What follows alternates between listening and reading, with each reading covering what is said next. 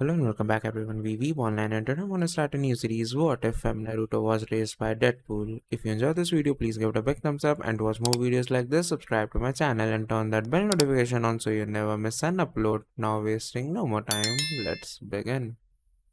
The fourth annual Kyubi no Kitsune Festival was enjoyed by both shinobi and villagers on a lovely moonlit night. That was commemorated on the day the Kyubi were vanquished by the fourth Hokage. However, this evening held great significance for a particular couple as well. Because it was also their 6th anniversary. A man said, "This is the night I ask her." Another voice asked, "Do you really think she will tell your fugly ass yes?" The man said to the other voice, "Shut up. Kurenai loves this fugly fool and you know it." Kurenai Yuhi asked, "Wade sweetie. What are you doing?" Wade said, "Oh nothing, just talking to myself." To this, she arched an amused eyebrow. "Really now?" "Yes, really," Wade exclaimed. With a smile, she lifted her tiny hands to his face, slowly lifted his mask, and gave him a gentle peck on the lips. With a silly smile, Wade returned her kiss. "You truly are a gift from Kami. You're just saying that to butter me up for something crazy you have planned." Kurenai replied. "Maybe, but you're not going to find out till later tonight," said Wade. Before Kurenai could speak, they both heard people screaming and yelling, and they saw a young girl fleeing from an enraged crowd, her clothes torn and covered in blood.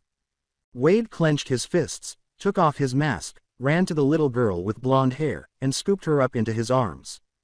"Please don't hurt me," the young girl cried. The fire in his belly was merely stoked by anger. "Sweetie, I'm not going to hurt you. I'm going to hurt those jerks over there that hurt you." Kurenai saw the little girl as she approached her lover. "Here, hand her over to me. I'll watch over her while you teach those jerks a lesson they'll never forget." Wade handed the young girl over to her and said, "Sure thing, babe." Wade said, well, what do we have here?" A short, chubby, and brazen man pushed aside his sake bottle. "Give us the demon brat. You masked freak." "Demon brat? All I see is a scared and helpless little girl being bullied by a group of soulless bastards," said Wade. "Who the hell do you think you are?"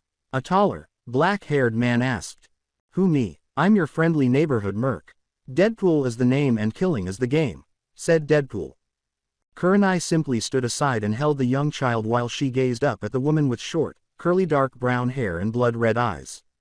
The young girl asked, "Why? Why are you helping a monster like me?" Kurenai looked at the young girl in her arms with sad eyes. "I don't see a monster. I see a precious little girl that is in need of our help." As she buried her face in Kurenai's kimono, tears began to trickle down her tiny cheeks. "Gigi does his best to help me, along with his animal-faced friends. But they can't always save me in time." Kurenai said, "Shish, don't worry sweetie. You have us now." "That demon brat shouldn't be allowed to live," exclaimed a pink-haired banshee. Deadpool pointed to his forehead where his leaf-emblazoned forehead protector was placed and said, "Lady, who are you to say who lives and dies? I don't see the Hokage hat on your head nor do I see you wearing this." The banshee said, "I don't care. It's because of that thing my husband died." "Well, haven't you ever thought maybe he died for a reason?" "I don't know. Maybe get away from your banshee butt," said Deadpool. Banshee said, "How dare you? You freak. Just get him so we can kill the beast," shouted a man behind the woman.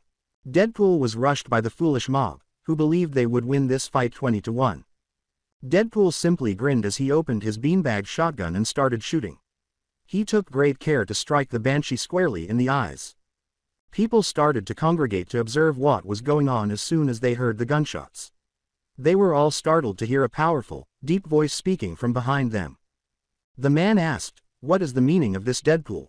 When everyone turned around, they saw the third Hokage standing there with several of his personal Anbu guards observing the throng.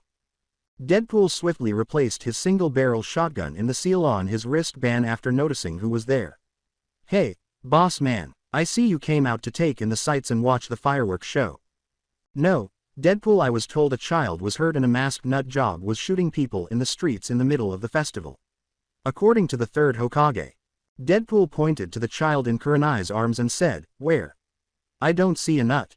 All I see are a group of evil people trying to hurt a little girl."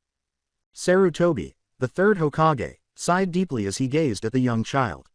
He approached Kurenai. "Narumi sweetie, where have you been? I have been worried about you all day." I came out to look for you. When you never showed up for your present today. Narumi pointed to the now unconscious crowd and said, Gigi, I'm sorry. I did try, but those people attacked me and wouldn't let me go.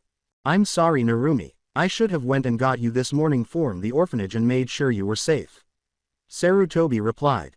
Gigi, it wouldn't have mattered if you went to the orphanage. Narumi replied. She clung desperately to Kurenai's kimono. Sarutobi asked, why do you say that, sweetie? The new head lady threw me out last week. She told me she only cared for human children, not demon spawn, said Narumi. The elderly man let out another deep sigh. He turned to face his Anbu. Take those fools to Ibki and Anko, and after they're done have them charged and punished. Those who physically hurt her put to death. According to the Hokage. The Anbu gathered the unconscious mob and disappeared in a whirlwind of leaves, saying, yes, my lord Hokage. After glancing at Deadpool, the third Hokage turned to face Kurenai and Narumi. You three follow me. After giving a nod, they escorted the elderly leader back to his office. They were walking through the village. Kurenai and Deadpool couldn't help but observe the dark glares the young girl received from both shinobi and the villagers. Kurenai was mistakenly pulled back to him by a ninja who grabbed her arm. The inebriated shinobi asked, where do you think you're going with that thing? Kurenai spoke while glaring daggers at him. What does it matter where I'm heading with this child? The man said, it matters, for that thing should be put down. Hey, buddy, why don't you let go of my girlfriend and step away from her and the little girl slowly before you meet my peacemakers, said Deadpool. Deadpool was glared at by the inebriated shinobi. Hey freak, stay out of this. I wasn't talking to you. Well, when you threaten a child and get all grabby with my girl, you make it my business, and I don't take kindly to fools like you, said Deadpool. Kurenai was pushed away from the inebriated shinobi, causing her to stumble a little before she could regain her balance. Deadpool gritted his teeth and growled softly at the sight of this. Bastard, who the hell do you think you are? He took his katanas from behind him and prepared to slit the man to pieces. The drunk pulled out a kunai to defend himself and said, you're a damn fool for even caring about that thing. He thought he would overpower Deadpool, so he ran at him. Deadpool flipped his katanas to the blunt side and swung them down onto the base of the drunk shinobi's neck before he realized what had happened, rendering the man unconscious. The third Hokage did nothing but watch the action unfold, never intervening or speaking up. However, it was clear from looking into his eyes that he was thinking deeply. Deadpool approached Kurenai after putting his katanas back on his back. He worriedly looked into her eyes and asked, are you okay? Then turned to face Narumi. Are you okay, small fry? Kurenai grinned. I'm fine, hun. Narumi glanced up at him. Her smile was dazzling. She reached out and gave Deadpool a hug, saying, I'm okay. Thank you for saving me. She drew herself back into his embrace. In order to better hold her, he moved her around in his arms while keeping her close. He turned to face the Hokage. Sheepishly, I said, what can I say, chicks dig me? Simply shaking his head, the elderly man turned again and led the way back to the Hokage tower. After arriving at the building, they entered and proceeded to his office. The Hokage's personal physician was waiting for them. Lost in contemplation, she sat on the couch and gazed out the window. On her lap, she held some fresh cloths. The Hokage said, ah, Dr. Liddell, you're still here. The woman glanced toward the doorway and up. Yes, Lord Hokage, I suppose I'll wait here until you and Narumi get back. When she saw Narumi, she instantly got up and ran in the direction of the young girl. Oh dear Kami, what happened, my love? Dr. Alice Liddell asked. According to Dr. Liddell, here, hand her to me. While Kurenai kept an eye on the woman to make sure she wouldn't harm the young child, Deadpool carefully and slowly gave Narumi over. Narumi was swiftly taken by Dr. Liddell, who carried her to the Hokage's personal restroom. As the good doctor cleaned and checked on Narumi, they heard water running and her laughing. Her small giggles always lifted his spirits, and the Hokage sighed with relief. I am unable to thank you two enough for your actions today in saving Narumi. Elderly man, why do the villagers accuse her of being a demon and attack her? Deadpool asked. The Hokage appeared to have aged by 50 years at that moment. Sarutobi sighed and turned his head to gaze at the late fourth Hokage's portrait before whispering, Narumi has the Kyubi no Kitsune sealed within her. I told the Shinobi Council and the Civilian Council as a fool. When they discovered that the girl was the demon incarnate rather than its jailer, word quickly spread. I've taken every precaution I can to keep her safe. However, as you witnessed tonight, I have seriously let her down. After learning this, Kurenai and Deadpool exchanged glances before turning to face their elderly leader. Would it be okay if we took Narumi, Hokage-sama? I mean, take her in as our own and raise her? Kurenai asked. Yes, sir, let's. What could possibly go wrong? Well, she might lose her mind. However, she will keep the girl and me in line because Kurenai is her mother, Deadpool said. 3. Adopt. 7. I've been proofreading, so hopefully there aren't many mistakes. You want to adopt Narumi? The Hokage asked, his shocked expression unmistakable as he glanced between the two. Well, yeah, that's what the lady said Deadpool. Anyways, I would make a wonderful father. Deadpool's antics made Kurenai laugh uncontrollably. Lord Hokage, it would be an honor to raise and train Narumi as a ninja and care for her as our own little girl. Then, with her hair in twin pigtails, Narumi rushed out of the bathroom wearing a baby powder pink Lolita dress, matching baby powder pink Mary Janes, and white stockings with a white lace undershirt. Everything had been overheard by her. Please, Gigi, they said they take care of me, and they seem really nice. The Hokage said, I don't know Narumi. Gigi, please, I'll be living on the streets by myself if not. With tears now streaming down her tiny cheeks, Narumi said, I have no home anymore, and the woman at the orphanage will not let me back in. Deadpool knelt beside Narumi, clasped his hands together, and turned to face the Hokage. Please, Gigi, I'll be a great father to Narumi, and Kurenai is a natural mother, Deadpool said. Nothing will ever be without Narumi. I promise. Deadpool added, if I can't get what she wants, I'll be at your door begging for your assistance. 2H Agadopt 8. I think these 4 sections are a good place to start, so I'm going to take a short break and work on the remaining portions of the first chapter this afternoon. Narumi looked up at her Gigi and performed the puppy eyes no justice, while giggling at Deadpool. Looking at Kurenai, Sarutobi sighed and said, come in the morning and I'll have the adoption paperwork ready for you both to sign. Deadpool and Narumi jumped in a circle while holding hands. Yay, we did it, the two chanted. Alice and Kurenai both covered their mouths with their hands to try to hide the giggles that came out of their mouths. Yes, Lord Hokage, we will be here in the morning. Kurenai said, come on, you two. Narumi must be starving because it's getting late. What would you like for dinner, sweetie? Kurenai asked outside in front of the tower as they left the office and the building. Ramen, Narumi said, looking up at her new mother. Lord Hokage, I believe you just saved Narumi's life tonight, Alice said as she approached the Hokage. What do you mean? He asked, turning to face Alice. If Narumi had been abandoned alone, she would have gone crazy, I'm sure, Alice said.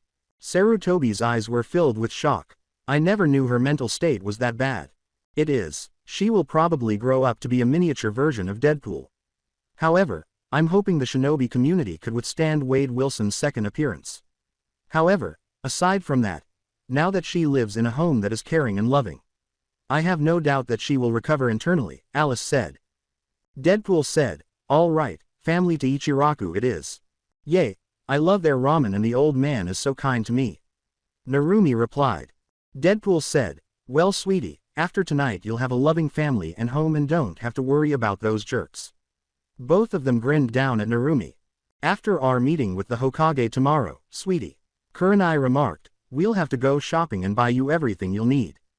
As she spoke, Narumi looked down and said, but, mommy, the villager don't allow me in their stores. Don't worry about them, sweetie, you pretty little head. Mommy and daddy mostly shop at ninja-run stores, and they can be problematic. Daddy will take care of it, Deadpool remarked, while mommy makes sure you get what you want. Narumi was ecstatic the following morning, running through Wade and Kurenai's house on her way to her parents' bedroom. She couldn't believe that today would be the day she would have a forever family. Mom, Daddy, we're going to be late, so hurry up, Narumi shouted. Good morning, my love, Kurenai said as she opened the door and left the bedroom, fully clothed. We have plenty of time, so don't worry. Narumi turned her head to the side and pouted, saying, but, mommy, I really want you to go sign the paperwork so I know you'll always be my mommy. Deadpool emerges from the bedroom at that moment, saying, nothing is going to make us change our minds. What if we had breakfast before visiting the elderly man? Narumi said, okay, Daddy, and hurried to the kitchen. Kurenai looked at Wade and said, I see a lot of you in her. Is that a bad thing, then? Wade was asked. Kurenai smiled and said, not at all. I don't think anyone would even question if she is your daughter or not. Well, if they ever do. Pointy and Stabby will meet them, Deadpool said, laughing evilly. They had a pleasant and unexpected breakfast when Narumi attempted to cook eggs for everyone. Needless to say, that caught fire, and Kurenai swiftly pulled Narumi away from the stove while Wade put out the grease fire. After Kurenai took over, everything went without a hitch. As they made their way to the Hokage Tower, a number of ninjas were leaving through the front door, holding it open for Narumi and Kurenai. Narumi jumped around and danced around her parents. The villagers simply stared at the young girl while others ignored her. Deadpool was stopped by one of the men, who said, "Hey man. I heard last night that you became a father." "Man, congratulations," Asuma said. "I'm grateful," Wade remarked. "I hope Narumi will be happy with us because she's a cute kid." "Wade, you're a strange one. However, I can tell if you can make Kurenai happy based on the way she looks at you." Asuma said, "You'll be a good dad to Narumi." Wade ran up behind Kurenai as the two men parted ways. "What was the purpose of that?" Kurenai asked. Wade smiled and said, "Nothing really, just Asuma reassuring me that I will be a great dad." "Really?" Kurenai said, laughing at him. They went to knock on the door of the Hokage's office. The Hokage said, "Enter."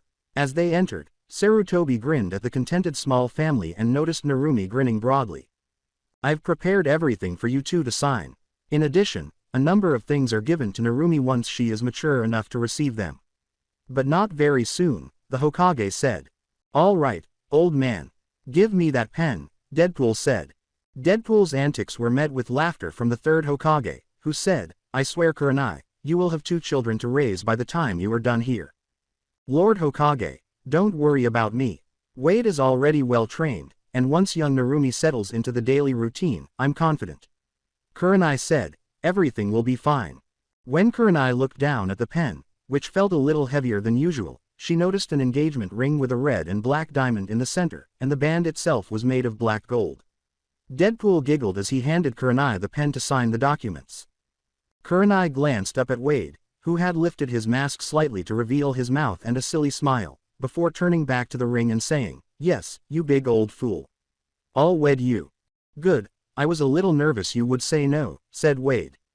Leaning back, she put the ring on her finger while kissing and hugging him. Narumi's little face was beaming broadly as she simply giggled. Kurenai glanced at her daughter before glancing back at the paperwork and hastily signing it. The third Hokage said, "Congratulations to the both of you on your engagement and adoption of Narumi." "Thank you, Lord Hokage," Kurenai replied. "I just can't wait till we get Narumi's new bedroom set up and I begin her training as a kunoichi." "Happy Mother's Day," Narumi exclaimed. "I can't wait." "All right, that's it for now. Oh, by the way, there's some money in this scroll to start Narumi's journey," the third said. Deadpool and Kurenai both gave the third a slightly strange look. Narumi parentage is an S-ranked secret, and when the day comes that she is a chunin, that will be the day you all find out who they are," the third said. As he picked up Narumi and took the scroll, Deadpool said, "Okay, old man, whatever you say. Come on Heim, we got some shopping to do." Kurenai simply shook her head and sighed. She would be lying if she claimed not to enjoy his eccentricities, as their time together was never dull. After giving her new father a hug and putting her small arms around his neck while he carried her, they left the third Hokage's office and headed for the marketplace. "Where do we even start, then?" Deadpool asked. "Well, since we have a bed, we don't need to worry about it. However, Narumi might like new bedding in different colors. Next, clothes and possibly some paint for the walls of the bedroom," Kurenai said. The first store they entered was a small furniture store. Narumi had requested a small vanity, so they went in search of one. The shopkeeper was about to yell at Narumi when he noticed Kurenai's ruby red eyes, which were actually more of a crimson red, and he interrupted him in the middle of his sentence. "Good morning. What can I do to help you today?" the shopkeeper was asked. Wade said, clearing his throat, "We're searching for a vanity for our daughter." "Daddy, I think I found the one I want," Narumi said, skipping around the tiny shop. On the right side of the mirror, Deadpool and Kurenai saw a white vanity with a white rabbit painted on it. The rabbit was wearing a red jacket, had small glasses, and was holding a pocket watch. On the left, they saw the Queen of Hearts, who had red roses entwined around her and was walking across the top of the mirror in the direction of the rabbit. Kurenai turned to face the store owner and said, "Well, take it." The man asked, "Are you sure it's a limited edition set?" Kurenai began to grow irritated with the man and said, "Well then we'll take the set." Deadpool said, "Tell me how much for the whole set." The man simply nodded and said, "It will be 1,500 Ryo." Deadpool grinned at the man and went to pay, saying, "Now was that so hard?" The man went and collected every component of the set, which included a floor lamp, a dresser, a vanity with a stool, and 2 nightstands. Deadpool hurried to work and immediately sealed everything into a scroll, not really trusting the man to deliver the bedroom set. "Okay Munchkin, now it's time to go buy the other things." The brat's life seems to be changing. The sewer had disappeared and had been replaced by a wooded area with a large table with numerous tea sets on it. Deep in Narumi's mindscape, the QB woke up a little to see his surroundings change before him. The QB simply shook his head and returned to his slumber. In the real world, Narumi smiled at her mother while running past people and jumping on her father's back. A few seconds later, there was a slight explosion and an unpleasant smell. Kurenai asked, "Narumi, what did you do?" She spoke in a lovely, angelic voice. "Nothing really, I just played a prank on that rude shopkeeper guy." The man emerged from his store, covered in purple dye and reeking of rotten eggs. Kurenai dragged them into another store that sold bedding and other items to furnish her daughter's room before the man could see them. Deadpool couldn't contain his laughter at his daughter's practical joke. In between chuckles, he remarked, "Kurenai sweetie, we do have our work cut out for us." Kurenai simply shook her head and dragged the pair to the store's bedding section while grinning. Narumi leapt from her father's back and surveyed the area. She discovered a set of bedding that she liked. The comforter had white roses that started to turn red with what appeared to be paint dripping from the petals, and the sheets were black with red and white rose petals. She picked up 4 body pillows. 1 orange, green, purple, and pink. 4 king-size pillows are also included. Deadpool pouted while carrying everything, saying, "Well, it looks like I'm not going to win any pillow fights against our daughter." Kurenai touched his shoulder with her little hand. "It's okay babe, we'll get you a couple of body pillows too, so you're on equal footing in a pillow fight." After saying that, he picked up a red and black body pillow and added it to the others. Kurenai merely laughed. As they approached their daughter from behind, they noticed that she was staring at a rug that resembled a tunnel, with a small white rabbit perched on its edge. Narumi grinned as she glanced up at her parents. With a sigh, Deadpool rolled up the rug and added it to the other things. Narumi had said, "Mommy, I think that's all I need for my room." "Okay sweetie, you don't want to change your curtains to your room?" asked Kurenai. "No, I like them anyways, they keep my room dark if I want to take a nap," Narumi replied. Deadpool promptly sealed everything away after they paid for it. The fact that Narumi was in her store didn't seem to bother the proprietor. Making some money was all that mattered to her.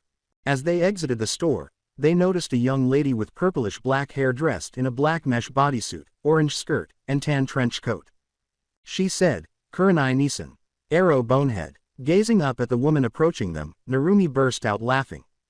"Anko, don't be jealous, Kurenai stole my sexy ass from you," said Deadpool. "Like I would ever be jealous of my Nei-chan. Beside, I have a question," said Anko. Kurenai said, "Sure, what is it Anko-chan?" Anko turned away from Kurenai and waved to see the little blonde in front of them. Her lips slowly form a smirk. "So, it's true, you two finally had a kid," said Anko. Narumi embraced Kurenai's leg while giggling. "Yes, she is my mommy and he is my daddy." Anko knelt down and met the young girl's eyes directly. She simply gave the woman in front of her a sly smile. A wild and twisted soul could be seen behind the sapphire blue eyes if you looked closely. Raising her hand to Anko's face, Narumi ran her fingers lightly over her cheek. Kurenai said, "Yes, Anko-chan. I did, and isn't she cute?" "Yeah, she is," Anko replied. When she responded to her Nei-chan, she never took her eyes off Narumi. Slowly, Narumi's smirk transformed into a smile. The young girl's eyes briefly flashed a ruby-violet hue, and Anko thought she had a Chester cat-like smile. Anko gathered the young girl in her arms and gave her a hug before Narumi realized what had happened. "I have a feeling you and I are going to be close and raise a lot of hell together." Narumi said, "Maybe we will. Maybe we won't, who knows?" In response, Anko arched an eyebrow. Anko growled teasingly, Damn it Wade, she's already stealing your crazy ass. Maybe she has. Maybe she hasn't. But, there is room in this world for more of my craziness to spread, said Deadpool. Anko asked, anyway, what are you three up to? Just taking Narumi shopping. She needs new clothes and ninja gear. Kurenai replied. Anko said, ooh, could I come along with you guys? Sure, my queen and princess could always use extra help shopping, said Deadpool. Anko took hold of Kurenai's arm and pulled her away while holding Narumi in hers. She dragged her to a recently opened store in the village. According to rumors, the proprietor was from outside the Vale and offered goods that were unavailable in any of the elemental nations. It was a punk, goth, and Lolita store. It was well liked by young ninjas and teens. Observing Narumi's attire, Anko was certain that this store would be the ideal location for them to shop. When Narumi saw the store they were heading to, her eyes widened. She looked at her mother and gave Anko a neck hug. Kurenai couldn't help but smile when she noticed the joy in her daughter's eyes. She only had the best interests of her young daughter in mind. They were caught by Deadpool. Cool, we got a new shop. It reminds me of Hot Topic. But, this looks like it's out of Japan. Kurenai and Anko turned to face him. Narumi leapt from Anko's grasp.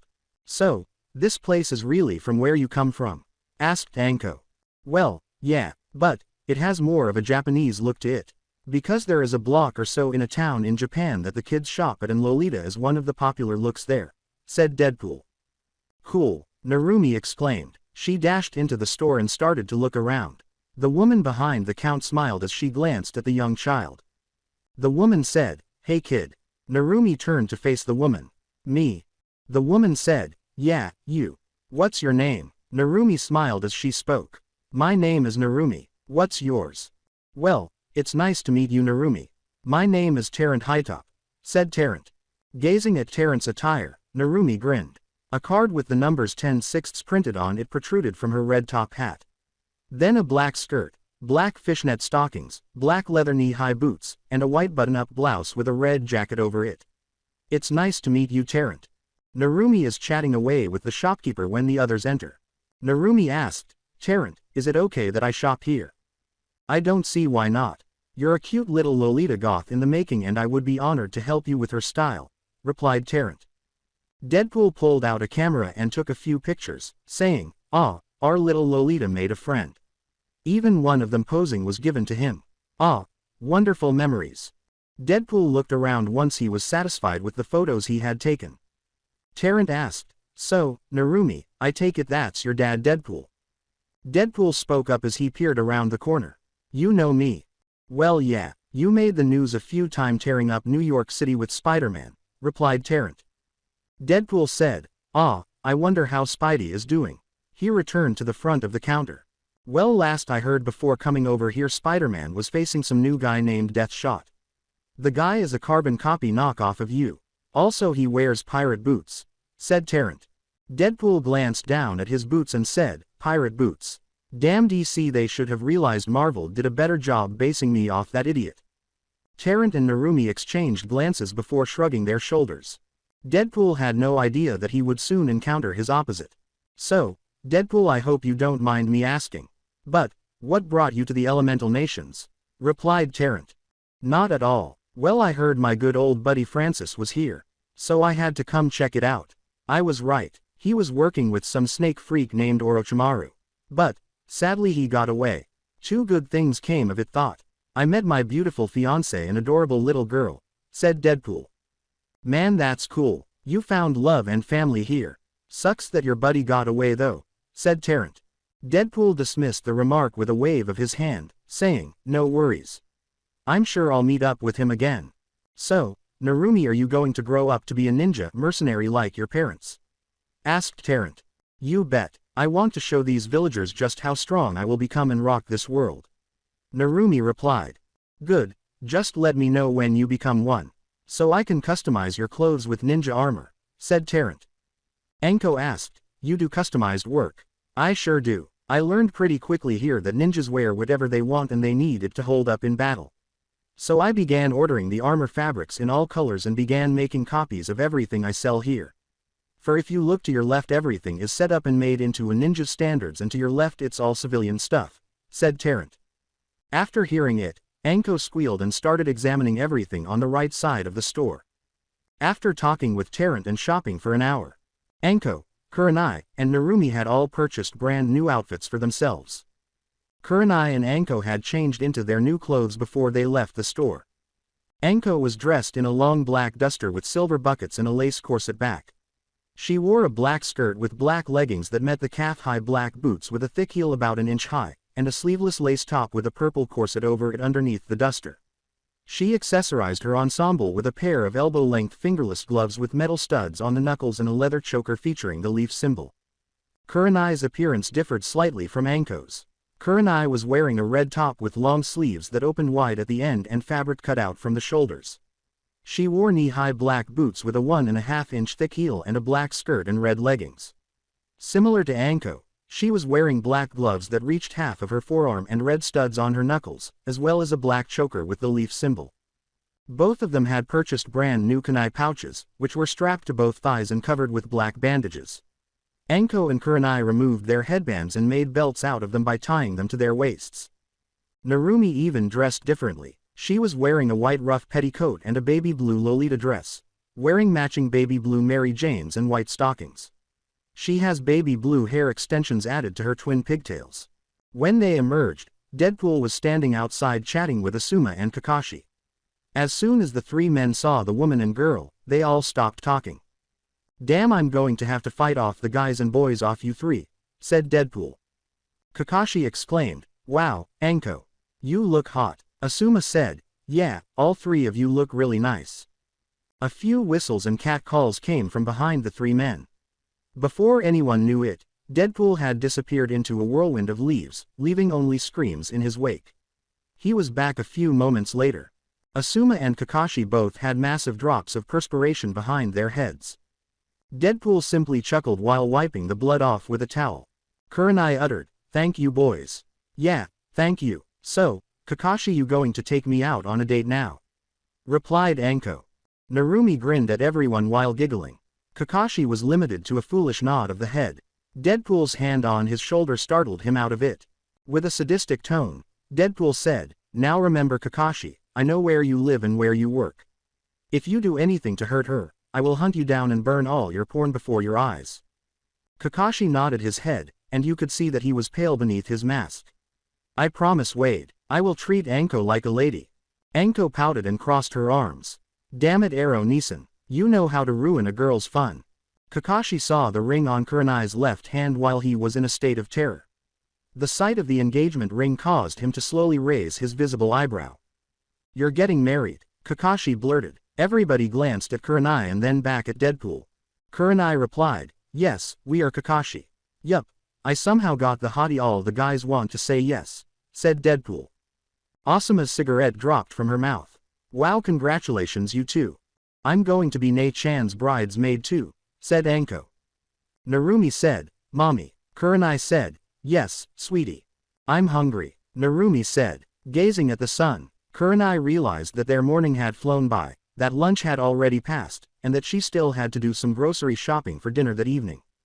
"We should get some lunch and after that I need to do some grocery shopping and make sure Narumi has snacks and other treats," Kurenai replied. Narumi shouted out what she wanted before anyone could recommend a restaurant. "I want ramen." "Well, it appears the kid knows what she likes," said Anko.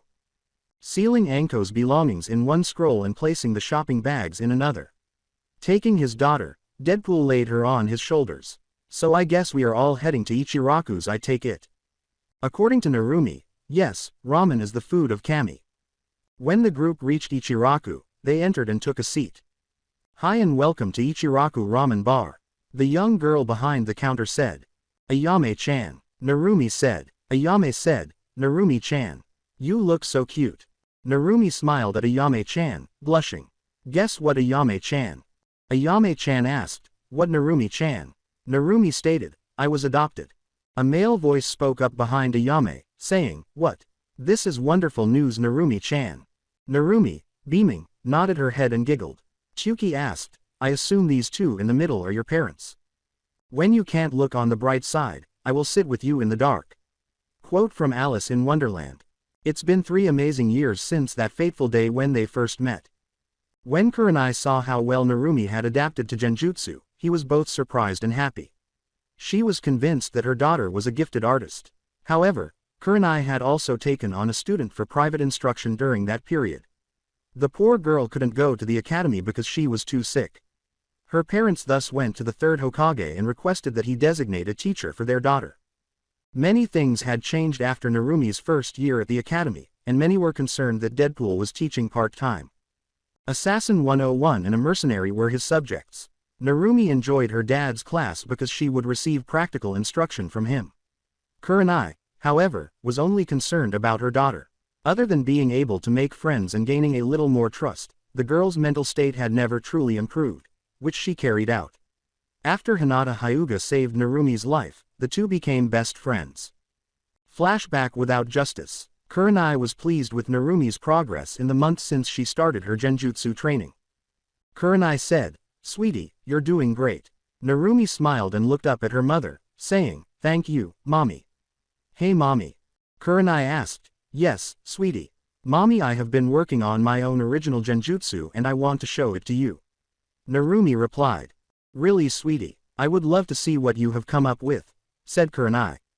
Narumi was grinning broadly. The smile was innocent and sweet, but upon closer inspection, it was slightly twisted and dark. After giving a nod, she hurried to where her father was sleeping beneath the tree, where he had dozed off while observing their training.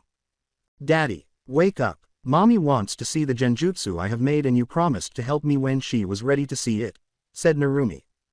Deadpool awoke and glanced around, a little perplexed. "Huh, what's wrong sweetie?" "Nothing daddy, but it's time to show Mommy the genjutsu I have been testing on you," Narumi replied. When Kurenai heard this, she arched a black eyebrow. "Narumi, you know it's dangerous to use genjutsu without someone supervising you that can break the justice if something goes wrong." Narumi said, "Don't worry, Mommy. Itachi was helping me." Kurenai appeared taken aback, and Uchiha was assisting her young daughter. "Don't worry, he didn't copy it. He told me that my genjutsu was too complex and he didn't have the chakra to support that genjutsu for more than 5 seconds, said Narumi with a grin. Deadpool got to his feet, glanced at his sweetheart, and scratched the back of his head. "Sorry baby, Princess wanted to surprise you and wanted you to be proud of her." Kurenai simply shook her head and laughed. "Well, your daddy is already crazy, so I don't think the genjutsu would have hurt him too much." Kurenai laughed. Deadpool exclaimed, "Hey now. Wow, I'm feeling the love here." Narumi pointed in front of her and said, "Oh, Daddy, you know we love you. Now stand there and let me show Mommy." He gave a nod and proceeded to stand where instructed. Narumi closed her eyes, inhaled deeply, and nodded her head. Her pupils had slitted and her eyes had turned an electric violet when she slowly opened them. She yelled and flitted through a number of hand signals. Dark fantasy. Tea party. Deadpool disappeared inside a massive teacup as the energy surrounding him seemed to wave. A teapot appeared above the cup and started to pour hot tea into it. Kurenai heard Deadpool shout. Deadpool exclaimed, "Narumi, the tea is too hot. Break it." "Ah!" Narumi yelled. "He." Deadpool collapsed to the ground as the illusion disappeared. Steam was visible escaping from his body. "Princess, your lucky daddy has a wonderfully fast healing factor, or he would be in big trouble, or I would ask the third Hokage for prisoners for you to practice on," said Deadpool as she began to rise. Kurenai said, "Wow, sweetie. Sweetie, you want to explain dark fantasy, tea party to me?" Narumi walked over and looked up at her mother, saying, "Sure Mommy. Dark fantasy. Tea party. This genjutsu creates the illusion of being shrunken down and trapped inside a giant teacup. Well, an illusionary giant of the user pours tea into the cup to drown the victim. He will feel the heat of the tea and really feel like he's drowning in it." "That was very impressive, sweetie. Do you have any more you want to show me?" asked Kurenai. Narumi nodded her head and giggled. "Daddy, are you ready for the next couple of genjutsus?" asked Narumi. "Sure sweetie. Just think of me as your crash test dummy," said Deadpool. "Okay," Narumi exclaimed. She closed her eyes again, inhaled deeply, and then opened them. Once again, her eyes had changed. Dark fantasy. Werewolf pack. At that moment, Deadpool is confronted by 20 large werewolves that are brown, black, and white. Kurenai gave a gasp. She has never seen genjutsu like these in her life. Deadpool was surrounded by the werewolf pack. He gets chills from a couple of bone-chilling howls. The pack attacked him as the howl came to an end, biting, clawing, and nearly tearing off his arm. Narumi's cancellation of the justice. He, exclaimed Narumi. Deadpool collapsed to the floor. He was covered in bite marks and cuts. Kurenai hurried to him and knelt beside him. Kurenai asked, "My poor Wade, are you okay?" "I'm fine, babe. Don't worry. It's just that Genjutsu just kicks my ass every time and I did better this time against the bastards," said Deadpool with a chuckle. Kurenai turned to face Narumi, who was laughing and covering her mouth with her hand. "Sweetie, you have created a very deadly Genjutsu. Should I be worried for the others you want to show me?" asked Kurenai. Narumi gave a shoulder shrug. "I dunno. You might have to judge for yourself, mommy, after you see the other ones." Kurenai nodded, looked down at Wade, and planted a kiss on his forehead. Kurenai said, "So, tell me about this Genjutsu." According to Narumi, sure thing, mommy. Dark fantasy. Werewolf pack. This Genjutsu traps the victim in an illusory world where they have to battle a group of 20 very realistic werewolf-like creatures that could tear them to pieces. The only way to release the Genjutsu is to defeat all the beasts. Unless the caster cancels the Genjutsu for them. Kurenai gave a head nod. She pondered. So far this Genjutsu is an S-class Genjutsu. I've never in my whole life seen anything like this. Narumi spun around in front of her parents, laughing. In order to proceed with the demonstration of her new Genjutsu, she was waiting for her father to recover. "Babe, you know we can finish the demonstration later after you're healed." Kurenai replied. "I know, but I will be fine in a few minutes and our little Lolita princess has been bugging about showing you her new skill. Also, baby, could she have a hidden bloodline we know nothing about?" replied Wade. Kurenai asked, "Why do you ask?" "Well, Itachi and I have been wondering for the past couple of weeks because of her eyes. They change color and turns to slits. I have never seen that happen and I have never seen your eyes do that either when you use your Genjutsus. Also, her Genjutsu is so strong that others are able to view it and not be affected by it. It's scary in a way, if you truly think about it," said Wade. As Narumi approached and turned to face her father, she cocked her head to the side. "Daddy, can we keep going or do you need more time to rest?" Deadpool declared, "I'm ready, let's get this show on the road." Kurenai stood up again and extended her hand to her crash dummy. He took her hand and got to his feet, grinning beneath his mask. "Okay, I'm ready." Kurenai gives a nod and retreats beneath the tree where she was standing. Narumi laughs as she looks at her father as she makes her way back to the middle of the training area. She makes a series of hand signals while closing her eyes, then opens them to yell. Dark fantasy. Shackling roses. At that moment, red and white roses emerged from the earth, encircling Deadpool with their prickly vines. As the rose buds opened, the aroma of roses filled the air, and rose petals floated all around him. The thorns tore into his skin, digging into his flesh. The effectiveness of the Genjutsu made Narumi smile. She broke the justice while raising her hands. Deadpool collapsed to the floor. He saw that there were still rose petals on the ground beneath him when he fell. Kurenai asked, "How in the world did you get the petals to stay?" Narumi said, "I dunno. This is the second time they stayed." Deadpool said, "Yeah, it is. Weird. But very pretty though." Narumi remarked, "Tarrant told me I should have called this one, the Red Queen's Rose Revenge." Kurenai said, "Well, sweetie, tell me about this one." "All right, Mom. Dark fantasy. Shackling roses. The user creates an illusion where thorny vines adorned with red and white roses emerge from the ground and ensnare the victim in their coils. This deprives the victim of his mobility and causes agony so intense that the fictitious thorns that pierce his skin can be used as a form of torture and even draw blood. According to Deadpool, I think Daddy needs about 5 minutes to rest."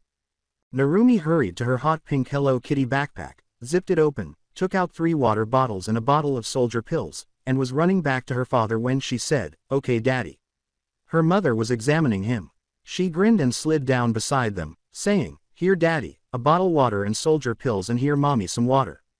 While Kurenai opened the bottle of soldier pills and took them out for him, Deadpool opened his water bottle and drank. "Hun, how many do you take when Narumi is testing out her Genjutsu out on you?"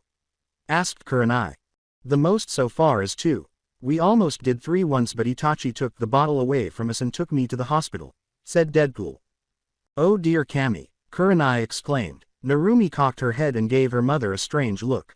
"What's wrong if we take more than 2 in a couple of hours from each other?" Well, sweetie, it can kill you or make you so sick that you are stuck in the hospital for a while. I know you two wouldn't like that. Would you? Replied Kurenai.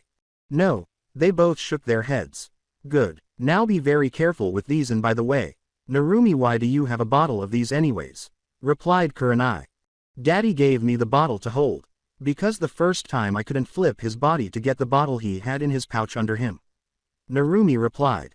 Kurenai simply shook her head and burst out laughing at the two people in front of her. Leaning against her goofball fiancé, she opened her bottle and drank some water. After half an hour, Deadpool got up, stretched, and looked down at the two people seated on the grass. The Deadpool asked, "So we ready, Freddy?" Narumi exclaimed, "Yay," as she leapt back up and dashed back to her backpack to store the soldier pills in her water bottle. After running back, she relaxed once more before yelling a new set of hand signals. Dark Fantasy. Pane of the Looking Glass.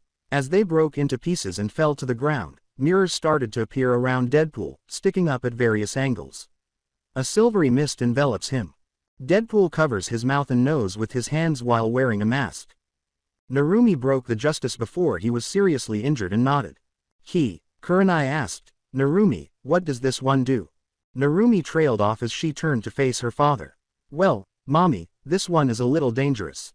Because after the mirrors break it makes a fine mist of glass shards, and if you breathe them in." Deadpool took a deep breath and had his mask pulled up slightly. She turned back to her mother and shook her head. Dark Fantasy. Pane of the Looking Glass. This jutsu traps the opponent in a world where literally everything is made out of glass, like mirrors that breaks down in sharp glass spikes with the slightest move, even by breathing. So if the victim trapped in the genjutsu would breath, it would feel if glass was piercing their lungs. If they would take a step, it would feel like their leg was pierced, and so on. This jutsu has been known to be extremely painful. There are 5 more I can show you, mommy. For the 6th one we will have to wait a couple more days till the full moon. Narumi replied. Kurenai asked, "Oh, what is the 6th one?" Dark Fantasy. White Night is the title of that one, Narumi said. Kurenai asked, "Could you explain that one to me?" "Sure, mommy." Dark Fantasy. White Night. This genjutsu only works at night with the moon in the sky. The victim must also be under the moonlight, asleep or awake, so the user can create an illusion where the user is surrounded by things that makes him feel happy and safe, so he can drop his guard and the user could extract information from him, and to break the illusion, the victim must be removed from the moon's light. Narumi replied. Kurenai said, "That one would come in handy on retrieval missions. But, I think Daddy had enough time to rest. That we can keep going." Narumi replied. Deadpool simply shook his head and gave them the thumbs up with his hand. Narumi nodded, relaxed again, went through her hand signals, and started using a fresh genjutsu. Dark Fantasy. You're late. Narumi and Deadpool appeared to be attacking one another as they ran at each other. Kurenai noticed that Narumi was moving quickly while Deadpool had slowed to a snail. Narumi tripped her father and giggled as she ran past him.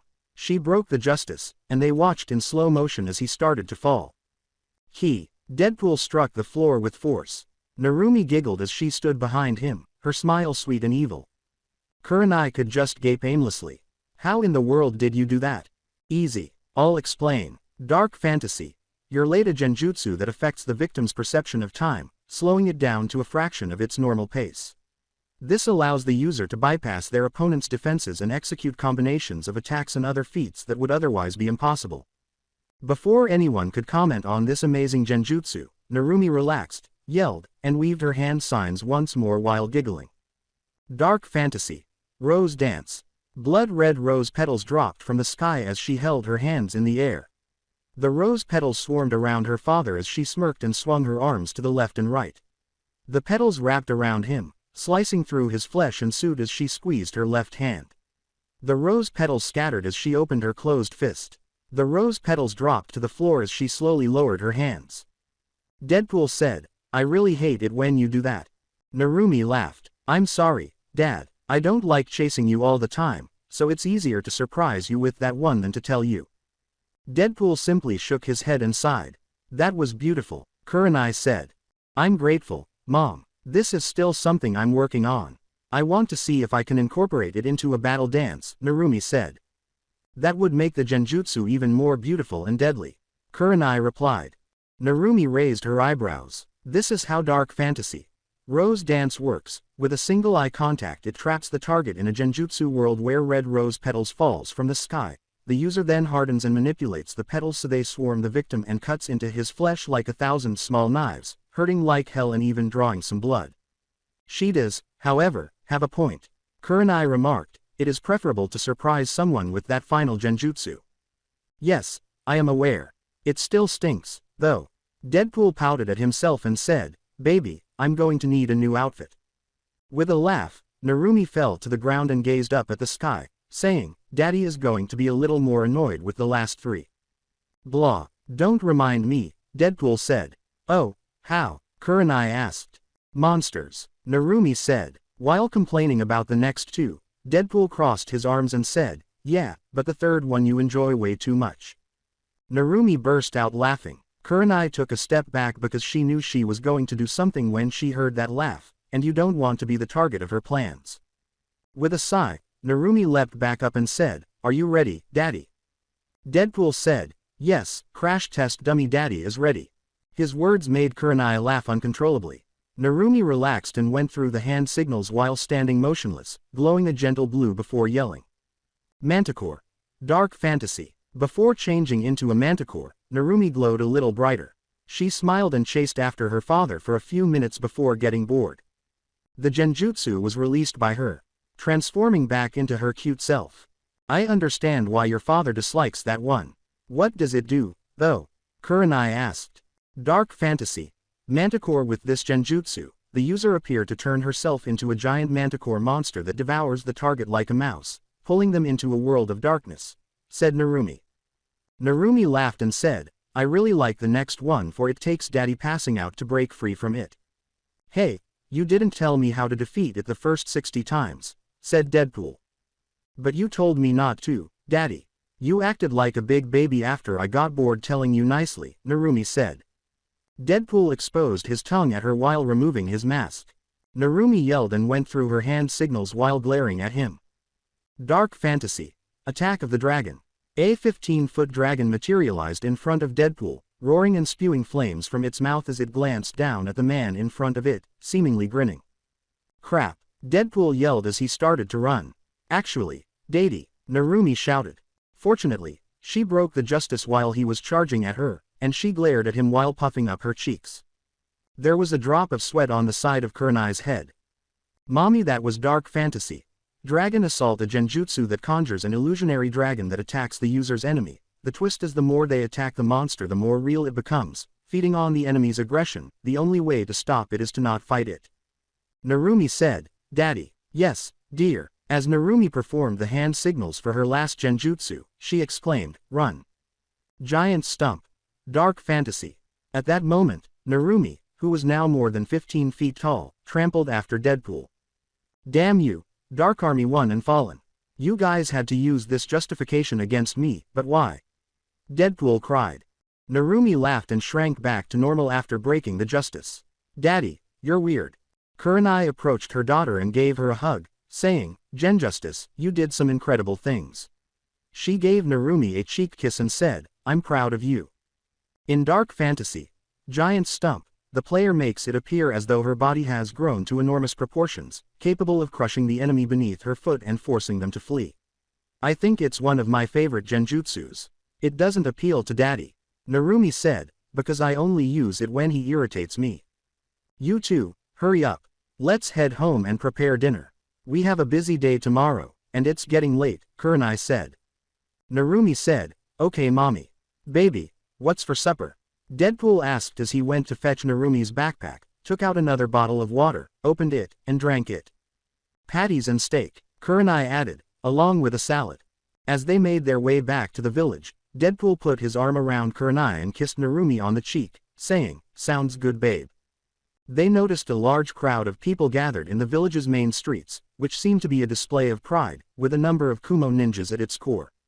Well, I wonder what's going on here, Narumi thought, shook out of her reverie, and glanced up at her parents. Something about what she was looking at didn't feel right, but she didn't know why. Kurenai had a strange energy about her. She felt like she had little eyes on her, so she looked down at her daughter and smiled.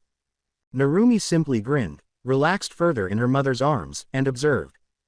Deadpool ran up to the Kumo ninja and gave him a hug because he couldn't bear to watch and had to see it for himself. Greetings from Konoha. Where is the candy, by the way? Deadpool remarked. You can't have pride without tossing candy at the cats. His antics caused the ninjas in the crowd to laugh uncontrollably. The Kumo ninja declared, I don't have any candy. Well, you're in luck. As he opened Narumi's backpack and took out her enormous candy bag, Deadpool said, I have a big bag right here. He then handed the man the bag of candy and said, here, throw some candy. The man opened the bag, took handfuls of the candy, and threw it at the children, just nodding his head in astonishment. Daddy, no, my candy is that, Narumi sobbed. Kurenai grinned at her pouting daughter and said, Sweetie, I'll make your daddy get you a new bag. Narumi pouted and said, Okay mommy. Everything is fine in the world, Deadpool said as he returned to his girls and gave them hugs. No, everything isn't perfect. You gave away my candy, Narumi said. With a smile on his face, Deadpool said, No, I call that payback. She looked up at her mother, tears welling up in her eyes, and her mouth fell open. Wade Wilson, Narumi earned that candy for being good, you know. The candy lowers her blood sugar in addition to the amount of chakra and energy she expends. Kurenai reprimanded him, so you're going to march yourself to that store over there and buy a new bag. Deadpool lowered his head, said, Yes, dear. He then went to buy their daughter a new bag of candy, returned, and gave the bag to Narumi. As she accepted the bag and gave it a hug, her eyes widened. Thank you, Mommy. Thank you, Daddy. As they headed home, she clung desperately to the bag. Kurenai went into the kitchen to start preparing dinner for her family as soon as they arrived home. When Narumi saw her father's study, she begged him to return her backpack. As he gave her the backpack, Deadpool said, Sure sweetie. After stuffing the candy bag inside, she opened the bottom pocket and took out the 1911 that her father had given her. Here Daddy. She took the clip and checked to make sure there was no bullet in the chamber. That's my girl, I said. With a proud smile on his face, Deadpool said, I have taught you well. Dad, Narumi was asked. Yes, Deadpool asked, could we create a chakra firing gun for me? Narumi remarked, I saw in a justice scroll that there are ninjustice out there called water bullet and so on. Well, I don't see why not. I'll need to get chakra metal to make the gun, and I might have to make some chakra bullets too, Deadpool said. I'll have to take one of my old guns to one of the shops in town and have them make me a copy of it out of that metal. With a smile on his face, Narumi said, that would be so cool, I will be the only one with that kind of gun too. All right, you two clean up. Kurenai said, dinner is almost done, as she emerged from the kitchen. Before going to bed, they had a nice dinner, watched a movie, cleaned up, set the table, and got the lemonade out of the refrigerator. Narumi kicked off her bunny slippers and jumped into her bed after changing into her black pajamas with a small white rabbit on them. Deadpool and Kurenai entered her room, tucked her in, and bid her good night with a kiss. Kurenai and Deadpool said, Night princess. Good night, Daddy and Mommy. After shutting her door, they retired to their beds. Narumi was bored after lying in bed for about half an hour. Despite her best efforts, she was unable to fall asleep. When she saw it, she got out of bed and sat up. She put on her bunny slippers and went to her backpack before making her way back to her nightstand and opening the top drawer. She took out her mini .380, took out the clip, checked the number of bullets in it, and put it back. She then took another clip, shoved it into the small pocket of her bag, climbed onto her bed, and opened the window. She noticed her parents' light was off and that no one was around when she looked out her window. She hurriedly climbed out and rolled down her window, merely keeping it open enough to allow for reopening and re-entering. She proceeded to the gate by walking beside the house. She opened it slowly and slipped out. She turned left and walked slowly down the street after taking a quick look in both directions. A block behind Narumi, a man stalked down the street without anyone noticing. Over his shoulder, this man carried a big bag. There were quiet sobs coming from inside the bag. He stalked in the dark down the street, verifying that no one was in the vicinity. He had no idea that someone was right in front of him. Narumi slipped into the alleyway's shadows beside her, sensing that someone was approaching. At that moment, she was passed by a man carrying a crying bag. The man from earlier came to mind. He was the jerk who stole her candy.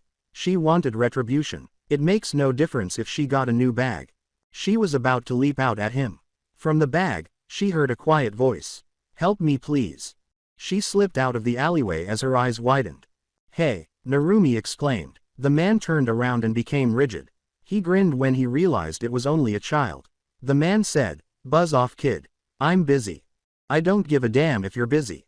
You took my candy and you have someone in that bag. Narumi replied.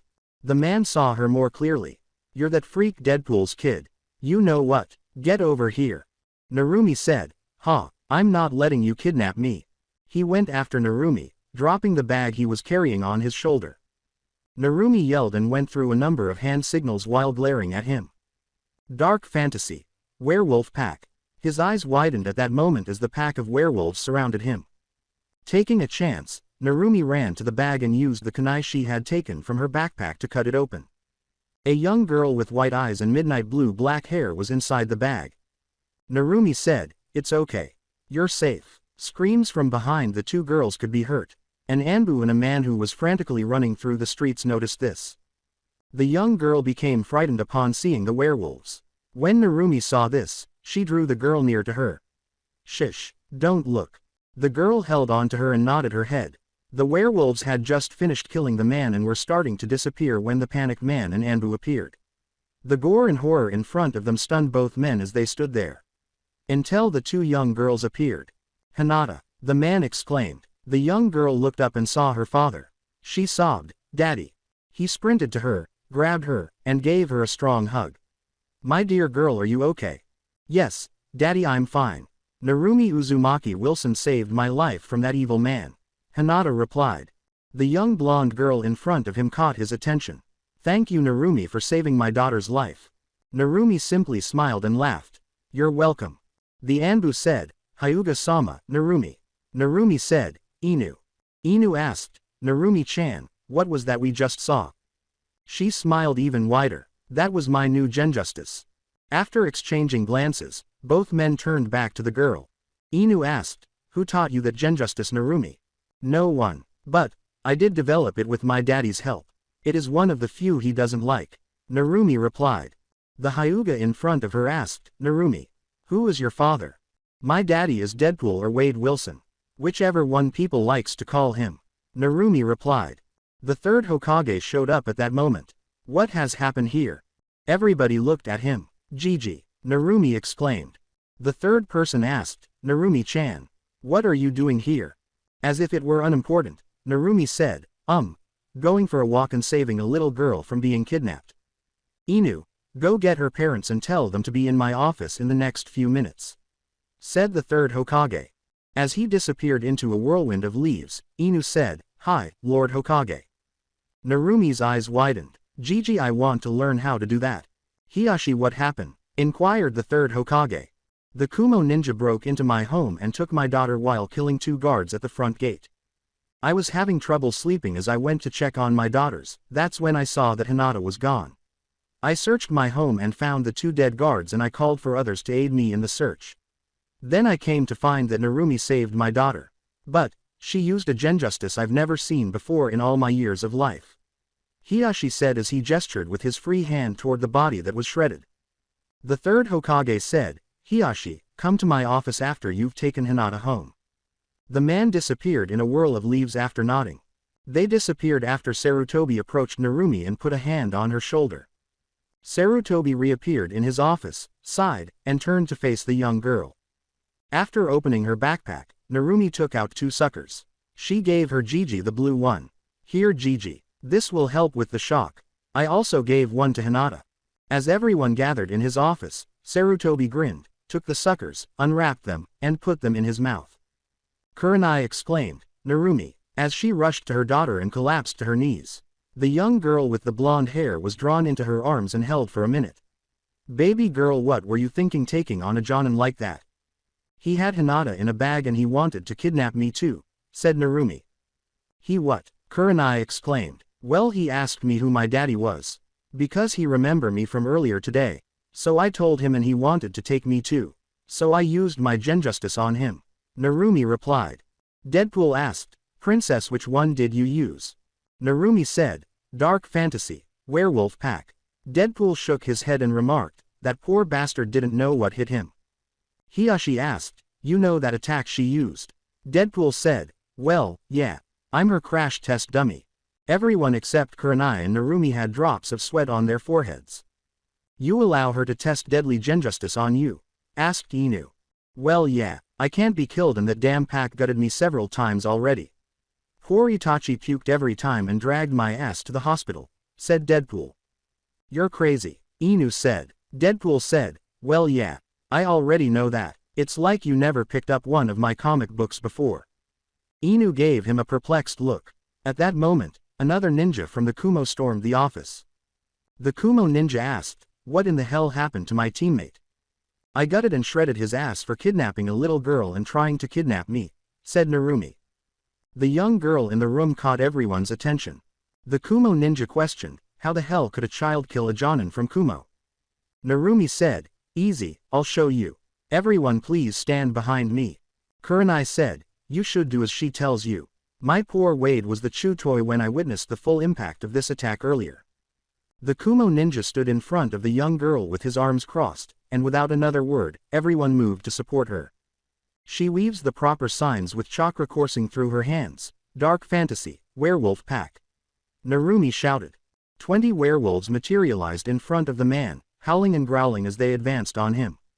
The Kumo ninja remarked, this is a joke. The man was screaming as one of the werewolves swiped its claws across his arm, causing blood to spray out of it. Narumi broke the justice with a sight. She shouted. The werewolves vanished into thin air as quickly as they had appeared. As Narumi approached the man and wrapped a towel around his arm to stop the bleeding, everyone just gaped at what had just transpired. What on earth are you? The Kumo ninja was asked. I am light within the darkness, she said, tilting her head to the side and wearing a crazy smile. My darkness's safety is in danger of being destroyed by the darkness that consumes light. Because my name is Narumi Uzumaki Wilson. The man's eyes were filled with fear as he scrambled to his feet, fled the Hokage's office, and raced back to Kumo through the night. Narumi turned back to face the other people in the room and burst out laughing. End of flashback without justice.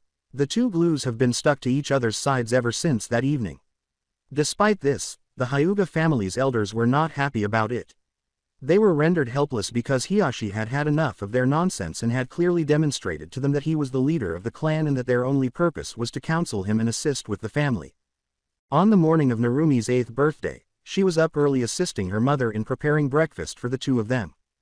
Narumi asked, Mommy? Kurenai asked, Yes, sweetie. Narumi asked, will Daddy really be back today? She shifted in her seat, and you could see concern in her eyes. You know Daddy wouldn't miss your birthday for the world. Kurenai replied. She glanced up at her mother and a small smile appeared on her lips. You're right, Mommy. I'm just worried for nothing. Kurenai shook her head and giggled.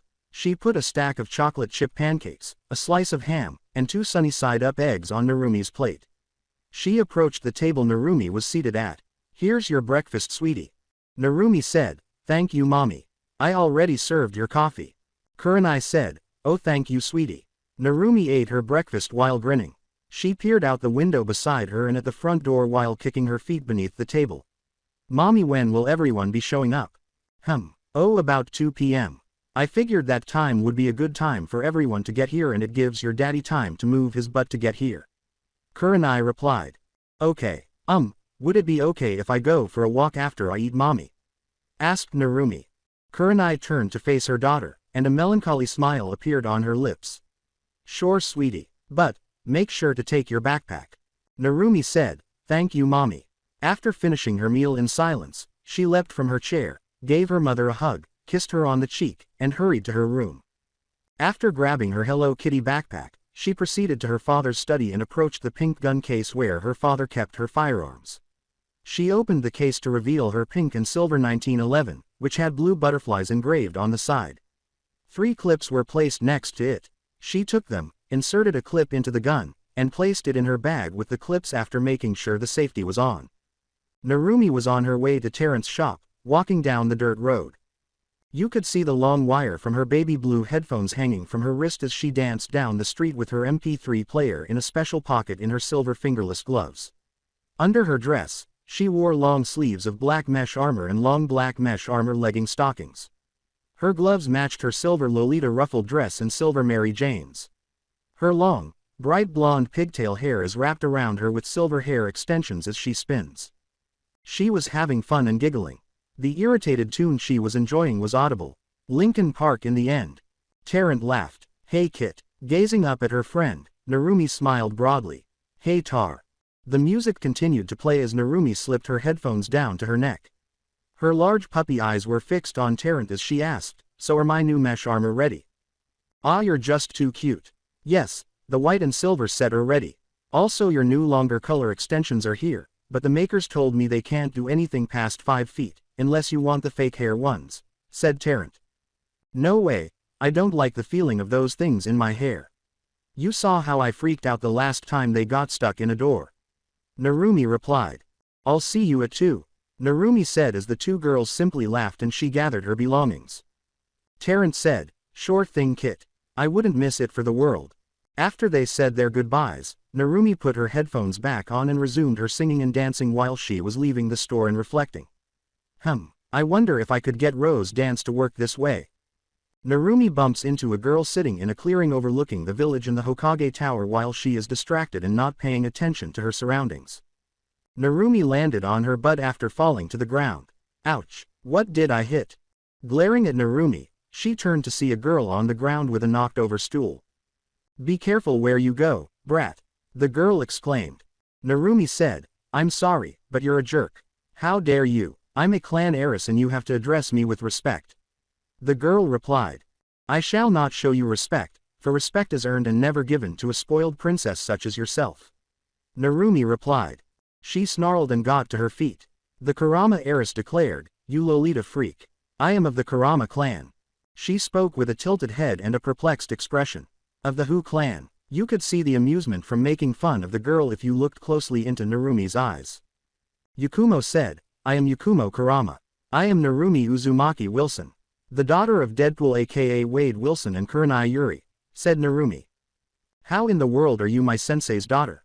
You look nothing like her, Yakumo said, his eyes widening. Narumi glares at the girl with puffy cheeks. As she glared at the girl, her eyes briefly turned violet ruby. Well I am. I don't have to look like my mommy to be her daughter. Yakumo turned around and returned to painting the Hokage Tower, dipping her paintbrush in dark gray paint and creating storm clouds over the structure. Whatever brat, leave me alone so I can get back to painting. Glancing at the girl's painting, Narumi said, weirdo, it isn't storming out. After dismissing her, Yakumo painted a lightning strike striking the tower after dipping her brush into the white paint. At that moment, clouds suddenly surrounded the tower. A lightning bolt struck the top of the tower just seconds after it formed, and a fire broke out on the roof. There were yelling voices and bells. Fire! Quick, put it out! At that moment, a medic nin and an Anbu appeared. When the two men approached Yakumo, the bare-masked man took the girl by the arms and held her motionless while the medic nin gave her a neck injection, which caused her to pass out in a matter of seconds. Bare-masked Anbu said, Narumi, forget what you saw here. Narumi asked, why? They disappeared with all of the girl's belongings in a whirlpool of leaves before responding to her. Narumi said, I really want to learn that. Narumi gathers her belongings and makes her way back to the village while singing along with the music. She performs, Land of Confusion, by Disturbed. I must have had 1,000 dreams. And 1,000,000 screams have been haunting me. However, I can hear footsteps marching. Entering the street. Did you read today's news? They claim that the threat has passed. However, I can see that the fires are still burning. Into the night, burning. There are too many men and people. Creating too many issues. Additionally, there isn't much love in the world. Do you not see that this is a confusing place? We live in this world. Oh my God. And we are given these hands. Oh no. Put them to use and let's begin. Oh my God. To make it a desirable place to live. Where are you now, Superman? When something has gone wrong. These powerful men, the men of steel, are becoming less in control every hour. And now is the moment and the location. Thus, we consider the future. However, there isn't much love in the world. Why is this a land of confusion, please? We live in this world. Oh my God. And we are given these hands. Oh no. Put them to use and let's begin. Oh my God. To make it a desirable place to live. I recall from a long time ago. When the sun was shining. And every star was brilliant. Throughout the entire night, following this insanity. As I embraced you, so long ago, I'm not going home tonight. Shaw Shaw, my generation will correct it. Shaw Shaw. We're not merely promising things. Shaw Shaw. That we are certain we won't maintain. There are too many men and people. Creating too many issues. Additionally, there isn't much love in the world. Do you not see that this is a confusing place? Ah. This is the world we currently inhabit. Oh my God. And we are given these hands. Oh no. Put them to use and let's begin. Oh my God. To make it a location worth defending. We live in this world. Oh my God. And we are given these names. Oh no. Get up and let's begin demonstrating. Oh my God. Precisely where our lives will end up. As she passes, the villagers stare at her while she closes her eyes and sings. A man threw an empty beer bottle at her and said, "Damn demon brat." Without missing a beat, Narumi takes out her 1911 and shoots the bottle in midair, breaking it into 1,000 tiny pieces. She then opens her eyes and smiles at the man. The man exclaimed, "Cammy damn it, you monster." Deadpool said, "Who's calling my adorable little princess a monster?" Narumi joyfully exclaimed, "Daddy," as her headphones fell from her ears to her neck. As he picked up his daughter, Deadpool said, "Hey princess. What have you been up to?" "I picked up my new mesh armor from Tar and met some rude girl named Yakumo and then an Anbu and medic Nin knocked her out and took off with her," said Narumi. Then Deadpool said, "Oh yeah kiddo." Narumi replied, "Yup." The same man told Deadpool, "That damn monster shouldn't be allowed to live." "So, Tubby, what gives you the right to say my baby girl is a monster?" said Deadpool. "Daddy, can I mess with them?" Narumi asked, smiling, as she leaned up to his ear and whispered into it. "I think the song by Skillet Monster would be fun to scare him off if I started singing it with just the music playing without the lyrics." Deadpool nodded his head and smiled. After smiling and leaping out of his arms, Narumi took a speaker from her backpack, gave it to her father, connected her MP3 player to it, and changed the music to what she wanted. With a twisted smile, the man stepped back from her, terrified at the sight of it. "I never show you the hidden side of myself. I can't control it, but I keep it in a cage. Thus, avoid me, I'm an ugly beast. I can't contain my anger. It is scraping the walls, the closet, and the hallways. When it awakens, I have no control over it, hiding in my body, in my head, beneath the bed. Why won't someone come and put an end to this and save me? I sense it from deep within, just beneath the surface. I feel like a monster, I have to admit. I detest who I've become, and the nightmare has only just started. I feel like a monster, I have to admit. I feel like an animal. I feel like an animal. I keep my secret side hidden under lock and key. I can't control it, but I keep it in a cage. Because he will break me down and cry if I let him go. Why won't someone come and put an end to this and save me? I sense it from deep within, just beneath the surface. I feel like a monster, I have to admit. I detest who I've become, and the nightmare has only just started. I feel like a monster, I have to admit. I sense it from deep within, just beneath the surface. I feel like a monster, I have to admit. I feel like an animal. I feel like an animal. It is hiding in the shadows and has extremely sharp teeth. I can't get away from it, it wants my heart and soul. Maybe I'm dreaming because no one can hear me scream. Stop this monster, perhaps it's inside of me. I sense it from deep within, just beneath the surface. I feel like a monster, I have to admit. I detest who I've become, and the nightmare has only just started. I feel like a monster, I have to admit. I sense it from deep within, just beneath the surface. I feel like a monster, I have to admit. I must lose control, this is something drastic. I feel like a monster, I have to admit. I feel like an animal. I feel like an animal. I feel like an animal. Sang Narumi said, "I feel like a monster."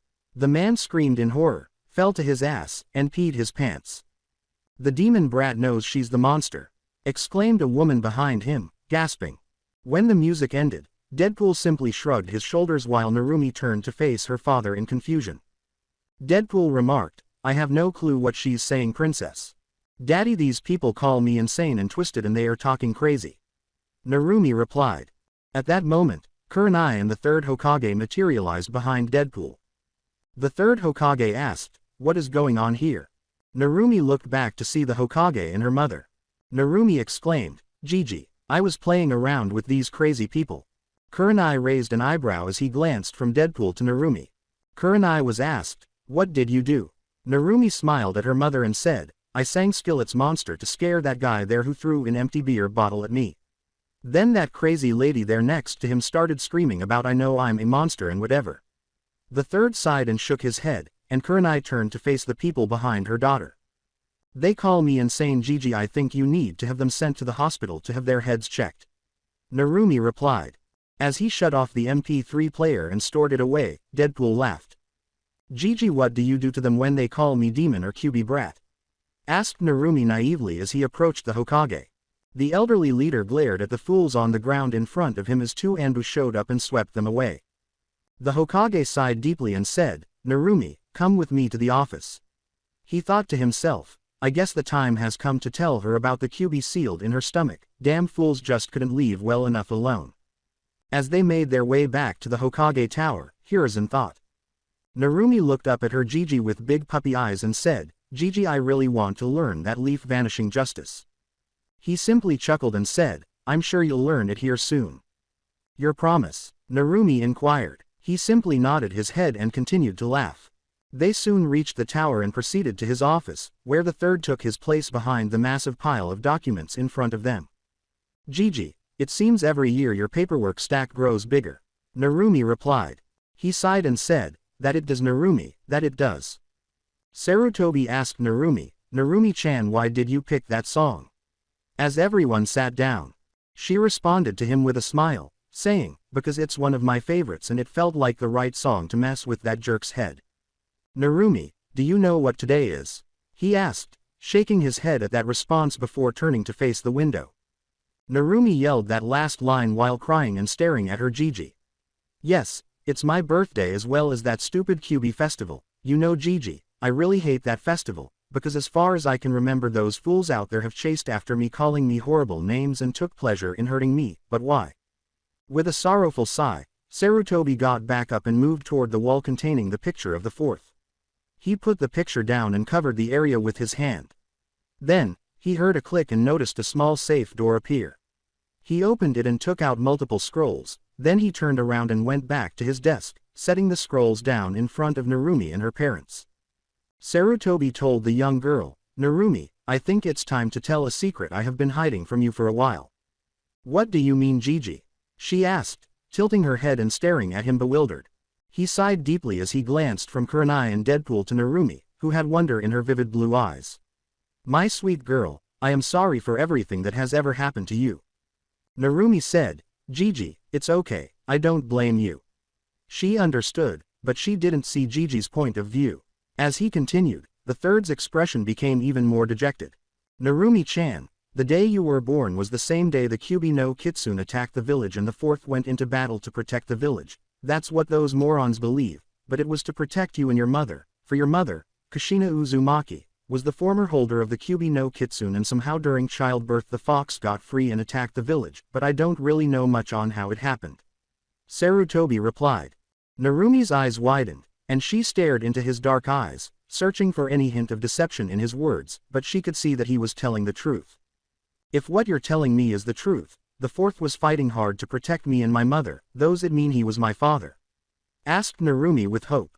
Sarutobi said, yes, my dear girl, Minato Namikaze was your father. At that moment, Deadpool and Kurenai both leapt from their seats. Wade said angrily, what the hell, old man, if he was her father, why in the world did those bastards attack his child? Sarutobi, why did she have to suffer for protecting those people? Asked Kurenai. I kept the secret of her parents' true identities because of all the enemies that Minato had after the Third War. You know that Iwa could have sent assassins for her and might have began another war. Sarutobi said. So, if you would have spilled the beans, it would have been hell for everyone here and I might have been killed sooner or I would have been kidnapped and Kami knows what would have happened to me. Asked Narumi, gaining a simple nod of approval. Kurenai gasped, not having considered that, and she gazed sorrowfully at her daughter. Deadpool said, I know what the old man is talking about and I don't blame you too much, but damn it, old man, you should have placed her in my care sooner. Yeah, I remember the end of that war. Man, a lot of cages tried hiring me just to kill Minato. Lucky for him I moved into the leaf and liked the guy. Deadpool's old legs creaked in protest at the abuse, and he slammed his hands on the desk. I didn't know who to trust back then. Dr. Liddell did all she could for the first 2 years of Narumi's life, raising her in secret, until those fools in this village found out that Narumi held the Kyuubi no Kitsune within her. She is its jailer, and I fought with the civilian council about it. The Shinobi Council never gave me grief about her, for they understood the difference between a sealing scroll and a kunai. Sarutobi said. Narumi comfortingly put her hands on his and said, "It's okay, Gigi, I ain't mad at you, you did all you could with your hands tied." He shook his head and smiled sadly, saying, "You have every right to hate me, but if that's what you want, I will accept it, sweetie." He grabbed a small yellow scroll, unrolled it, and closed his eyes to direct some chakra into it. A moment later, it all came together in their minds when a man with bright yellow hair and blue eyes that matched Narumi's eyes appeared beside the Hokage in a massive puff of smoke. The fourth Hokage, Minato Namikaze, was standing in front of everyone, grinning and staring at everyone before his eyes darkened when he noticed Sarutobi seated behind his former desk. "Is it true that I passed away that evening?" Minato asked in a dejected tone. "Sorry to say it," Sarutobi said. "Yes, my boy, you did." Minato exclaimed joyfully, "If I am here, then that means Narumi is a Chunin." Narumi frowned slightly and said, "No, I'm not a Chunin, I'm only 9 years old and it's my second year at that annoying academy." Minato's eyes widened as he turned to face the young girl seated in front of him and the 2 adults behind her. "Can you tell me why I was called so quickly? What's causing my daughter's eyes to look crazy?" "Well," he said, squinting at Deadpool.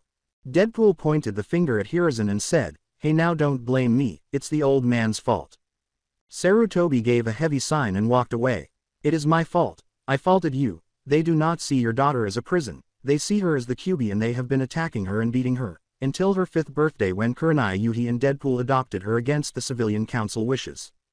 "What the hell? Jiraiya, where have you been? Was it his job to care for her?" Minato yelled. "Someone sent news to him and Tsunade that Narumi died in the attack along with her parents. Jiraiya just found out this morning that she was alive after questioning me about a child killing a Kumo ninja 3 years ago and saving the Hyuga heiress." According to Sarutobi. When Minato heard Sarutobi's final statement, he refrained from smashing the old desk with his fist. A Kumo ninja was killed by a child. Was he a new Chunin or a genin? Questioned Minato.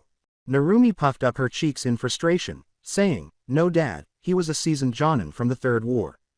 "But, how?" Minato asked, his expression bewildered. Narumi glared at her father and said, "Well, if you keep acting like I'm a helpless little kid, you might find out firsthand." "Narumi," Kurenai scolded. Narumi sobbed, "But mommy, the clone is being mean to me." Kurenai said sharply, "I don't care, you will tell your father's clone you're sorry." Narumi lowered herself further in her chair, crossed her arms over her chest, and gazed up at her father's clone. "I apologize for being impolite and threatening to kill you," she said, referring to her left. Deadpool was laughing. With her eyes flashing violet, Narumi said, "Shut up, Daddy, before we go play crash test dummy with the werewolf pack again." Minato just started laughing after noticing the shift in her eye color. Everybody turned to gaze at him. She takes after her mother with her temper and her eyes changing color, just like Kushina's eyes did when she was pissed off. Minato continued to laugh. Narumi asked, her eyes widening, "I take after my mom." Now that Minato was serious, she said, "Yes, you do. When you grow older, Kami, help those fools out there, they will never know what hit them." "Too late, with me having a hand in her upbringing, she is already too much for those fools," said Deadpool. "What have you taught her?" Minato scowled. "To defend herself, to not allow those fools in the village to get to her, not to fall victim to their hate-filled words, but most of all to protect herself if they attack her. She is more skilled than any of those jonin and is almost Anbu level," said Deadpool with a in-your-face expression. "I have taught her in the art of genjustice, and she has created her own style of genjustice that is so deadly it is able to rip a body apart, and Wade has allowed her to test it out on him so she could see what would happen to someone in real battle." Kurenai was proud of her voice and Minato appeared depressed. Narumi grinned up at him and said, "Daddy, don't look so sad, I haven't lost all of my innocence, I still hold a little of it." Minato sighed deeply and let a tear slip from her eye. Minato pleaded with his young daughter, "My poor princess, please forgive your fool of a father. I can never hate you, Dad, I understand, I'm just sad I'll never know my mom." Narumi replied. You will one day. The real me sealed some of your mom's and myself's chakra in your seal, so if one day your seal ever weakens, your mom and I will help you strengthen it. Well said, Minato. This thought makes Narumi smile. Sadly, I don't have much time. I must explain to you everything that I am able to, so listen closely. Minato correctly stated. Narumi gave him her full attention and a look of wonder in her eyes. With a simple smile, Minato approached her and lightly touched her cheek. Narumi Uzumaki Namikaze, you are the last heiress of two very powerful clans and the last of the Uzumakis in the world that we know of. Your mom was a princess in Uzu before it was destroyed, her father was the cage there as well, and your mother held a legendary sword that is sealed in that bright red scroll there. She was as skilled as any of the 7 legendary swordsmen of the mist, even more so in fact. Along with her sword as several scrolls on her Kenjustice styles she used, as well as scrolls on how to summon chains from your body that is used in sealing bijus and other demons. Also sweetie, your mom has left you well off, and in the purple scroll over there are the family jewels and heirlooms and several other scrolls that she never told me what's in them, said Minato. Narumi glanced at the other scrolls while nodding. These scrolls are from me, they hold my justice and also a secret of my family no one knows. He grabbed the navy blue scroll and opens it to reveal something that looks like a family tree. This scroll tells of your great-grandmother marrying into our clan from the Kurama clan, thus making them blood relatives to the Namikaze clan, your cousins if you will, said Minato. Narumi narrowed her eyes at Minato after examining the 3 more and identifying a particular name. I don't care for Yakumo Kurama. I had the displeasure of meeting her earlier today as well as watching her use a genjutsu to set fire to the Hokage Tower. Kurenai, for her part, looked shocked at this discovery before sighing and turning to face her daughter, saying, that would explain Narumi being so gifted in the arts of genjustice. Yes, in the orange scroll are the family genjutsus that only Narumi will be able to do. Not even I was that gifted, but I really didn't care for it that much anyway, so I focused on our family justice instead. In the pink scroll, are all of our family justice, along with your mom and mine's marriage certificate and I hope your birth certificate, said Minato as he glanced over to Sarutobi, who simply gave a head nod. As he rose in a puff of smoke, Minato said, but my chakra has come to its end and I must go. The gray scroll holds all you may wish to know. I love you Narumi and happy birthday sweetie. Minato's spirit was filled with memories of the Kage Bunshin no justice, and a frown appeared on his face upon seeing them. What is wrong Minato? A spooky female voice asked. My Kage Bunshin just sent me the memories of meeting my 9-year-old daughter. Those idiots had gone against my wishes and treated my child as a demon and hurt her till she was finally adopted, and now is very powerful for her age, said Minato as he wept. She even forgave me, the one person who doesn't deserve her forgiveness. Minato, do not fear, your child has grown up strong and will overcome all who will ever try to hold her down. The voice of a woman. That is what Deadpool had told me. He and Kurenai have been caring for my child for the past 4 years, said Minato. Minato said, yes, he has done well so far, he was even able to keep my child from truly becoming crazy. Deadpool, the female voice asked. The female voice grinned and said, very well Minato, I will do something for you. So he is with the child of prophecy, this I must see. Minato asked the female voice, what will that be? To Minato's surprise and delight, the female voice said, I shall go and aid in your child's raising and I will allow you to watch. Minato nodded his head quickly as the strange female voice vanished, leaving him to ponder. As he disappeared into the night, a little happier, Minato thought, maybe from beyond the grave, I will be able to keep her safe. In other places, adults were conversing and children were laughing. You have gone all out on this party Kurenai. Soon responded, even my pup is enjoying himself chasing after the girls. Kurenai turned to face the children and said, thank you Soom-chan, I just wanted Narumi's party to be prefect. When Hinata discovered one of the paintball guns Deadpool was bringing out for the children to play with, she had grown weary of escaping Kiba. She smiled sweetly but cunningly as she checked to see if the gun was loaded. Fortunately, it was, with purple pellets in the chamber. With an evil smile, Kiba yelled, Narumi, Hinata, you two can't hide from me, I can smell you out. With Akamaru in her arms and hiding beneath one of the tables containing her gifts, Narumi thought, that's what you think Kiba. Akamaru was just having fun being held, and he waved his little tail carelessly. Hinata peered out from behind the tree she had sunk behind and noticed Kiba facing away from her. She took a deep breath and then rushed out from behind the tree to start shooting at Kiba. Ah, what the heck, Kiba exclaimed as 3 shots struck him in the back. He quickly turned around to see the quiet, reserved little Hyuga brandishing a paintball gun. Hinata said, "I got you, Kiba." Her cheeks were a pale shade of pink. With a savage smile on his lips, Kiba was blinking at her and vowing to exact revenge for that prank when he heard Deadpool's voice yelling.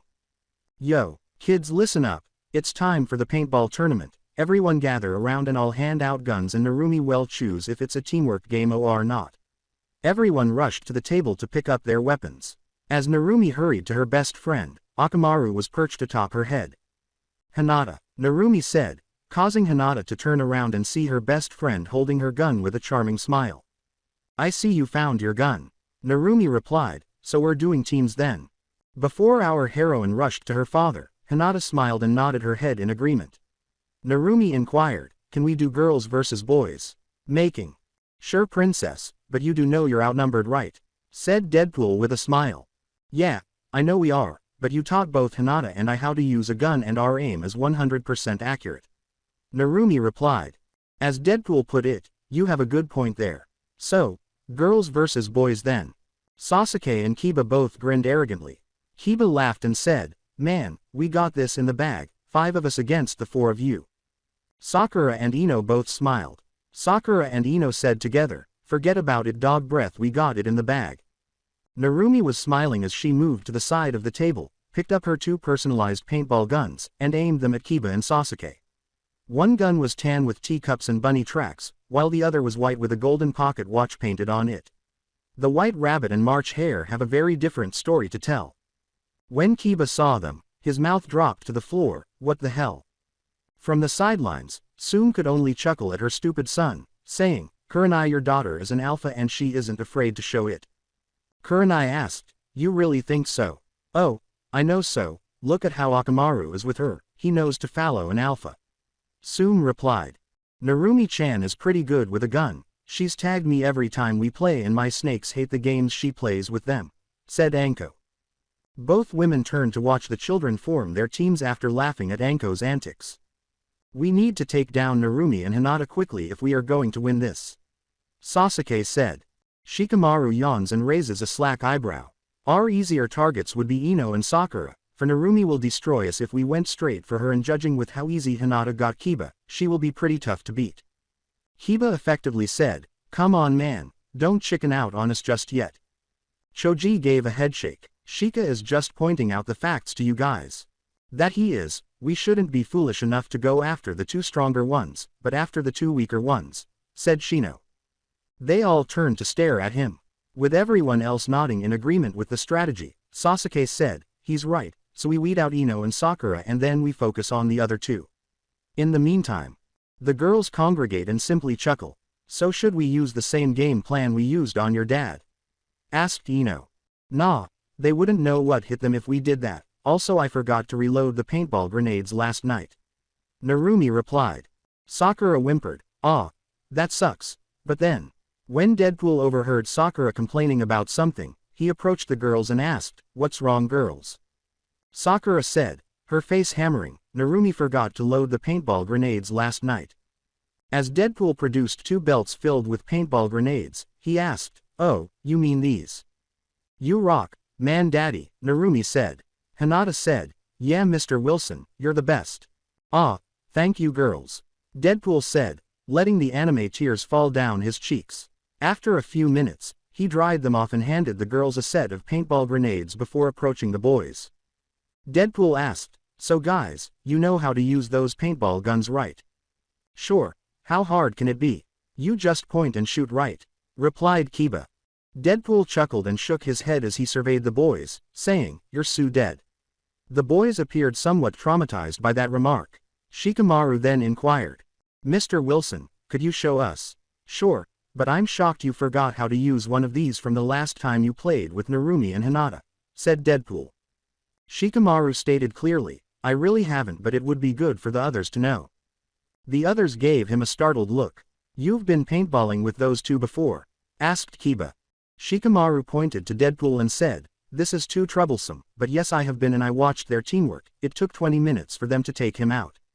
With tiny hearts floating around his head, Deadpool said, I know I'm so proud of them and pretty soon Narumi will be a better shot than me. Sasuke asked Shikamaru, what can you tell us about their style? They have it down to the point they do not need to use hand signs, just with a look and nod they know what the other one is thinking, said Shikamaru. To be honest, it's too troublesome. So ladies, are you going to prove to the boys we are better than them? Anko asked as he approached the group of girls and went over their strategy. When Narumi called out, Anko-chan, are you going to join us? No way, I'm just going to watch. It took forever to get that paint out of my trench coat last time we played, said Anko. Ah, said Narumi. The boys turned to observe what was happening. This is bad. If they get Anko to play, she might kill us. Hiba responded.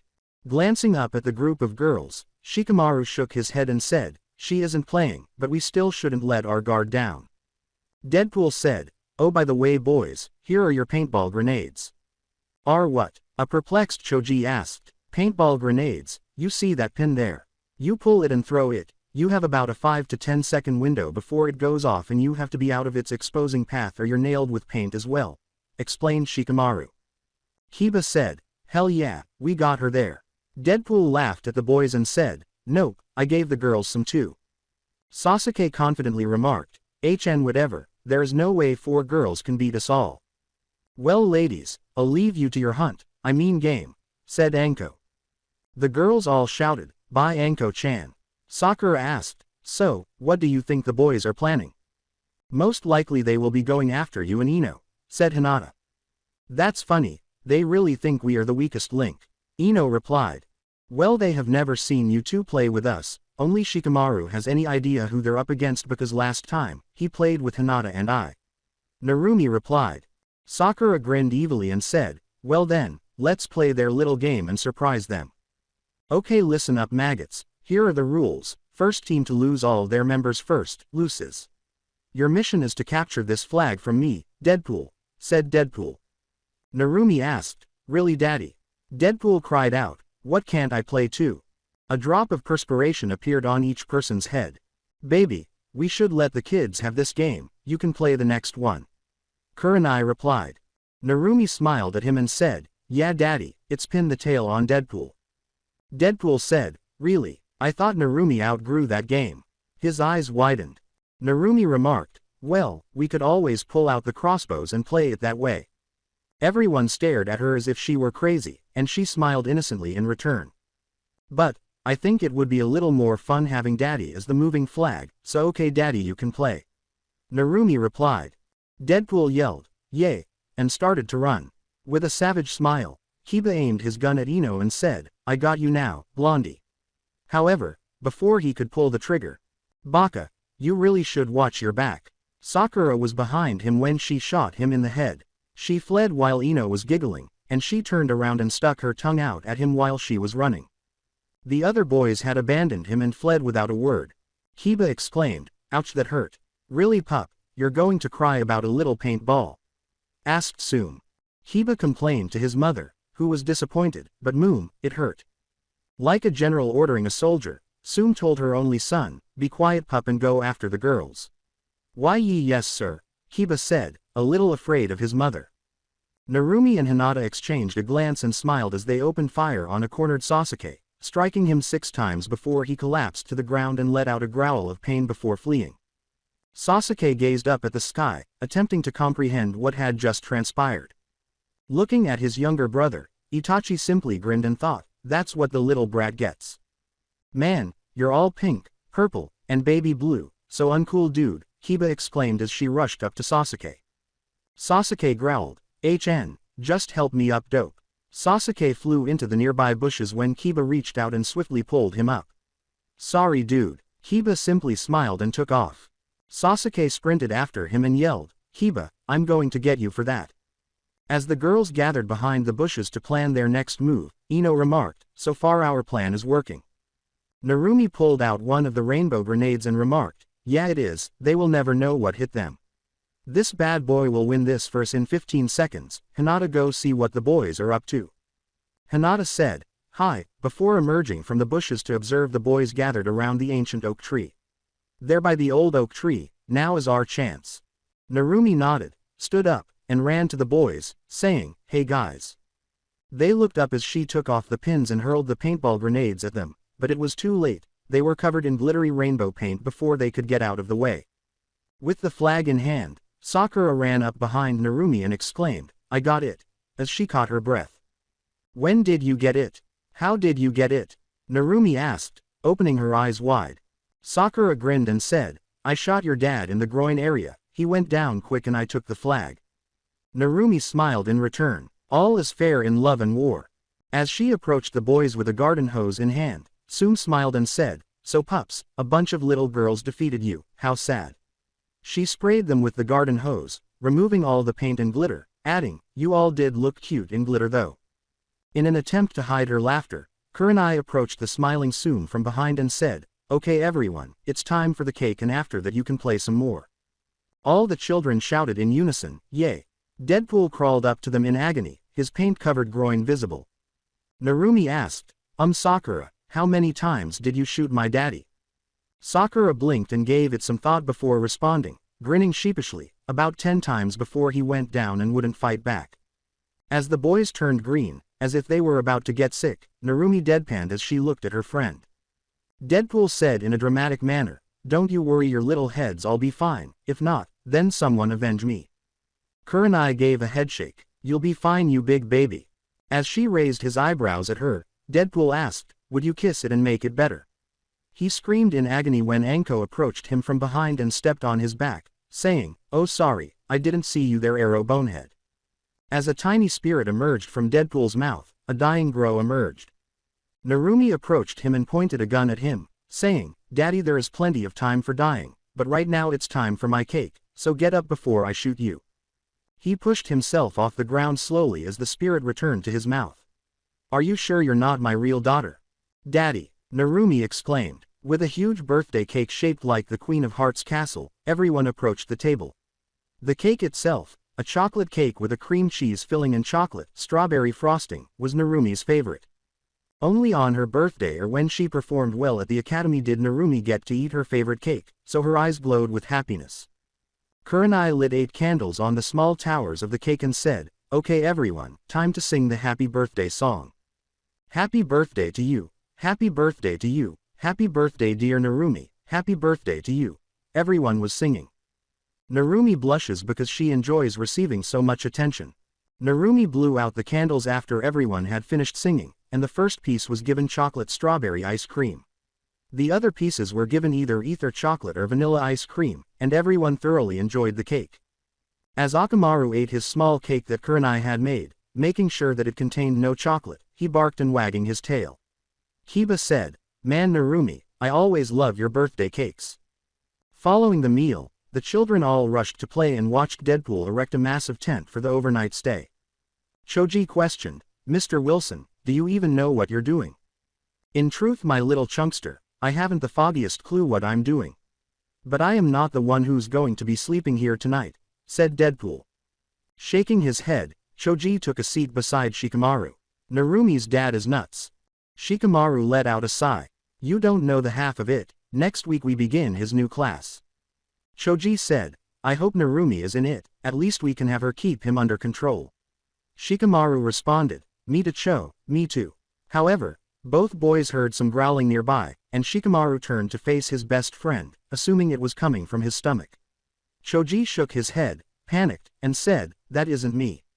Narumi pulled her Desert Eagle from a seal close to her left ankle, ready to fire, as the growl became louder and louder until everyone could hear it.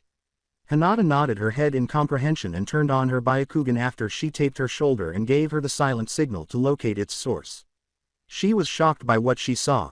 Hinata said in a terrified tone, "Na Narumi, there are 4 giant panthers surrounding us, hiding in the bushes." "What's up, princess?" Deadpool asked, pausing his work on the tent as he watched his daughter draw her gun. "Daddy, we got trouble, we are surrounded by a pack of unnormally large panthers." Narumi replied. Hinata remarked, "The IRRRR the size of a horse."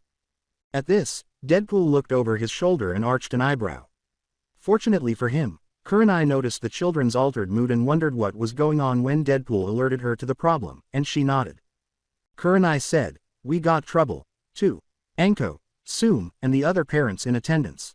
Anko asked, "Nei-chan, what's wrong?" "I don't know, but the kids are on edge," and Narumi pulled out her guns. Kurenai replied. "Kiba, do you think you can sniff out who our playmates belong to?" asked Narumi. Akamaru and Kiba both sniffed the air after Kiba nodded. "I smell a girl, but I don't smell any panthers, besides that damn cat Tora," Kiba said angrily before realizing. When Kiba asked, "What is it, boy?" Akamaru whimpered. "He says there are panthers, but there is something strange about them." Akamaru growled and barked a few times. Narumi looked at her father and nodded her head. Deadpool said, "Don't worry, baby girl, Daddy's got this." He walked to the bushes after dropping the tent pole and carefully drawing his 1911. One of the panthers leapt out at him at that moment. Deadpool screamed, "Oh shit." Before he knew it, he was on the ground with the big cat's teeth tearing into his clothing and its mouth around his neck. Yakumo, a girl with shoulder-length brown hair, was standing off to the corner.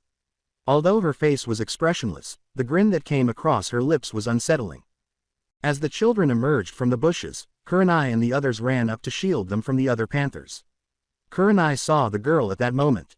"Sensei, why did you have my parents killed? Why do you want me sealed away from my remaining family?" Kurenai asked, causing the girl to turn and stare blankly at the woman in front of her. "Yakumo, what are you doing here?" Kurenai said. "Yakumo, I don't know what you're talking about. Your parents died in an accident, no one had them killed." Yakumo let out a cruel, insane laugh. "That's rich, sensei. Lie to me some more, why don't you? Both my parents were Jonin-level ninjas, how could a house fire kill them?" replied Yakumo. Kurenai said, "No one knows, it was a freak accident." As Narumi aimed her weapons at the two panthers circling her, she said, "Yakumo, don't blame my mommy for what happened to your family." Yakumo said, "She is your mother. Then I should take her from you and you can feel how I do." This caused Narumi to snarl like a ferocious cat and shoot the two panthers' skulls with her guns. They were pushed back by the force of the bullets, but they remained upright, the wounds vanished as if they had never been there, and there was no blood. Narumi's eyes narrowed. An irritated Narumi asked, "What the hell, what kind of genjutsu are you using?" Yakumo was made fun of at Kurenai, saying, "Ha ha ha, sensei, it seems your daughter is better than you are at sensing genjutsu." "Narumi, be careful, something isn't right about this justice," said Kurenai. As Narumi emptied both clips into the panther in front of her and aimed both of her guns at it, she said, "I know, mommy." After dropping to the ground, the panther gradually started to disappear. Narumi yelled at her father, "Just as I thought, Daddy, werewolf defense tactic." At that moment, Deadpool punches the panther holding him to release him, takes out his small submachine gun, and shoots 2 complete clips into the beast's belly as it lies on the ground. "Damn it, I hate those damn things," yelled Deadpool, annoyed. "Girlie, you have to the count of 10 to get the hell out of here or I'm sending you on a one-way trip to meet Cammy," Narumi said, turning her piercing gaze to Yakumo as she unlocked 2 mini submachine guns from her left wrist.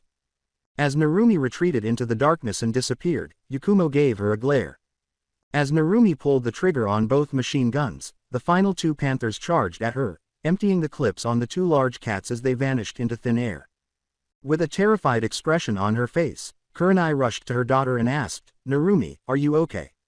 She must have been mistaken because she never thought Yakumo would attack her family in this manner.